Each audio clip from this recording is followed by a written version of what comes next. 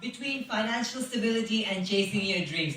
Now, Mr. Speaker, let's come to a point. It's quite clear that no one from this government side has ever harbored any intentions that lie outside of that which are considered normal professions. Mr. Speaker, the fact is, for a person who chases a dream that is outside that of which is considered normal, a person who chases a particular craft, for us, this is not merely what we do. This is the very spirit that permeates to every depth of our being. This is what makes up every morsel of positivity that fills our spirit. The fact is, I can wake up and find that I do not have a lot of money in my pocket.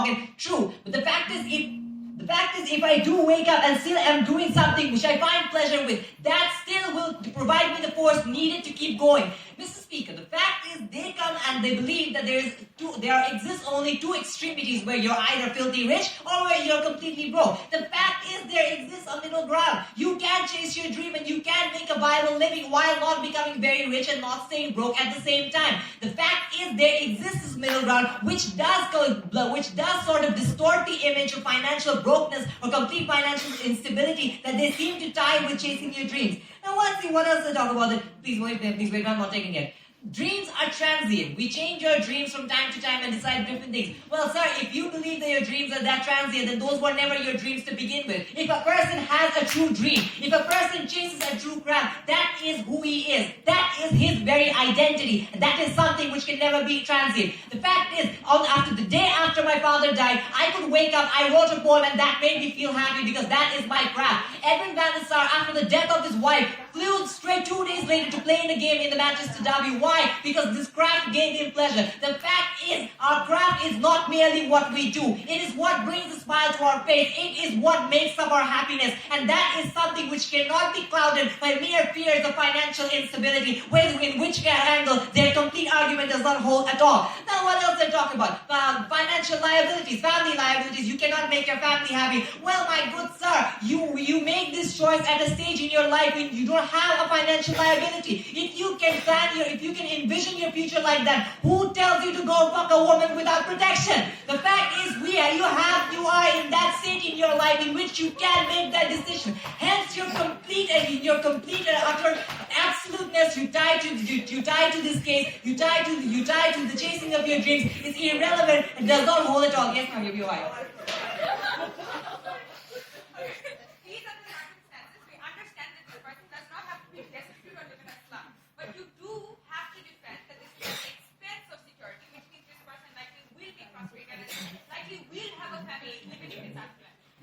I believe this is a question I have already answered. I told you already, even in the face of difficulties, even in the face where you are facing troubles in life, your craft is your source of happiness. This is what brought me happiness the day after my father died, for crying out loud. What the hell else do you think can possibly you face in your life that does not give you happiness, even in that state? Moving on, Mr. Speaker. What else do we find that comes up in this debate? Yes, the actual viability of the profession itself. Once more, we find that government seems to be trapped in some kind of a time warp in which they're trapped in the 1990s and they actually require a time machine to come back to the present day. The fact is, we are no longer living in the 1990s. There exists a plethora of platforms that allow you to express your craft, that allow you to express your skills, that allow you to chase your dreams in a viable fashion. Hell, you can put up useless, meaningless videos on YouTube and make money out of that, for crying out loud. The fact is, once more, they have an extremely orthodox and an extremely stereotypical vision of what makes a viable profession, what can provide you with financial instability. And hence, Mr. Speaker, their whole idea does not hold true at all in the present. Does not hold true at all in the present day. And then once more, they come up with ideas that do not offer any kind of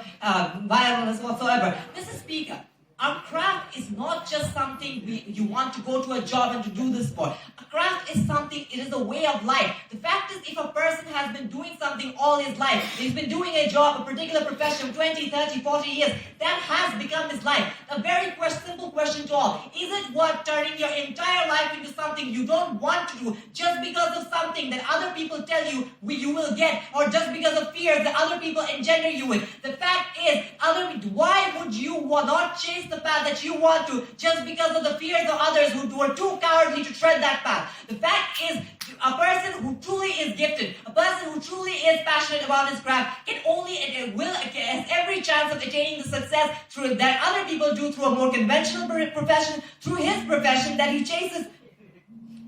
through his profession that he chases through chasing his dreams. And we specifically narrowed down our debate to individuals who are at the stage of their lives where they can take this decision independently of other factors. These are individuals who are young and who are uniquely selected, who have that unique opportunity to make that choice, who can plan who can conceptualize and envision and envisage what their future lies and what they can do with their future without the fear of other factors. And hence, Mr. Speaker, they have every right, then they have every positive possibility of positive outcome to go forward and actually chase that dream. Now, Mr. Speaker, to sum up what I've said and to sum up what our entire debate has been about, we come before you today to tell you that people, to attain the absolute quality of life they deserve, to attain the quality of life they wish for, it is a necessity that they actually go on the path they feel they are best suited to. The fact is, you can tell a duck and tell it to climb up a tree. It probably can't do it, and even if it does, it may not be in a very good state at the end of it. The fact is, every single human being, we as people, are born with particular traits, with particular skills, with particular dreams, which we must chase so as to attain the success that we dream to attain,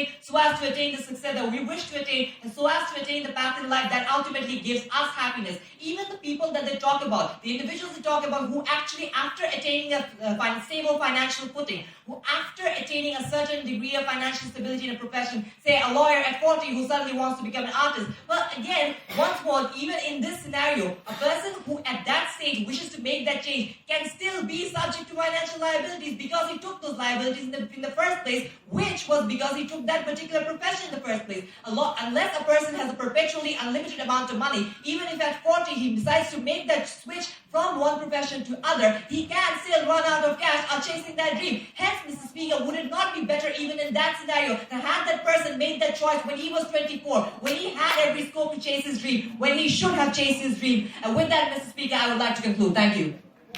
Yeah.